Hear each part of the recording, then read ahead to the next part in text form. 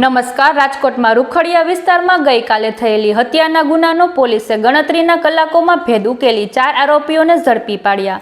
ઝડપાયેલા આરોપીઓમાં એક સગીર વયનો હોવાનું પણ સામે આવ્યું છે. હાલ પોલીસે ચારેયની અટકાયત કરી વધુ તપાસ હાથ ધરી અને પૂછપરછ બાદ સમગ્ર ઘટનાની વધુ વિગતો બહાર આવે તેવી શક્યતા છે. વધુ સમાચાર માટે જોડાયેલા રહો આરપી ગુજરાત ન્યૂઝ, રાજકોટ.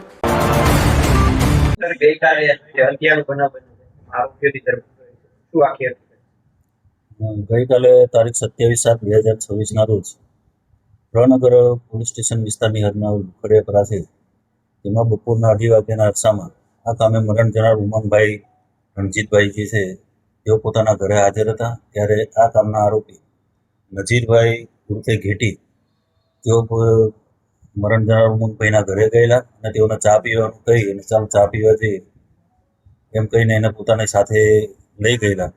ત્યારબાદ એ પોતે અને તેના મિત્રો જે નાજીરભાઈ છે તેની સાથે આસિફભાઈ, સુજલભાઈ જે એના મિત્રો છે એની સાથે લઈ જઈ અને મોરબી રોડ બાજુ લઈ જઈ અને આ જે મરણ જનાર ઉમંગભાઈ છે જેઓને મરણતોડ માર મારેલો, મરણતોડ માર માર્યા બાદ ફરી રૂખડિયાપરા પાસે આવી અને એના ભત્રીજાની વિજય ભત્રીજો છે એના દુકાન પાસે આવી અને ત્યાં મૂકી અને જતા રહેલા. ત્યારબાદ આ મરણ જનાર ઉમંગભાઈ જે છે તેઓને ત્યાં આગળ મરણતુલ હાલતમાં પડેલો હોય એને તાત્કાલિક હોસ્પિટલ ખાતે લઈ જવામાં આવેલો, પણ હોસ્પિટલ ખાતે તેઓનું મરણ જાહેર કરેલું.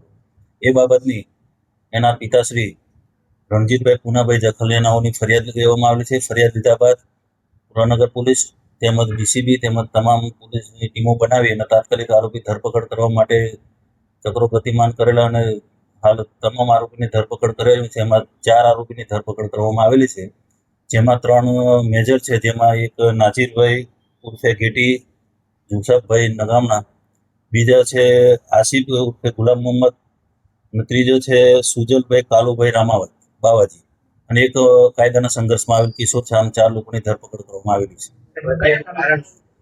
હાલ અત્યારે કારણ જાણવા મળ્યા મુજબ જે આ કામના આરોપી જે નજીરભાઈ છે તેઓની બેન સાથે મરણ જનાર ઉમંગને કોઈ સંબંધ હોય તેમજ તેની સાથે વાતચીત કરતો હોય અને તેના ફોનમાં વાતચીત કરતો એવી વેમ શંકા રાખી અને બનાવ બનેલાનું હાલ જાણવા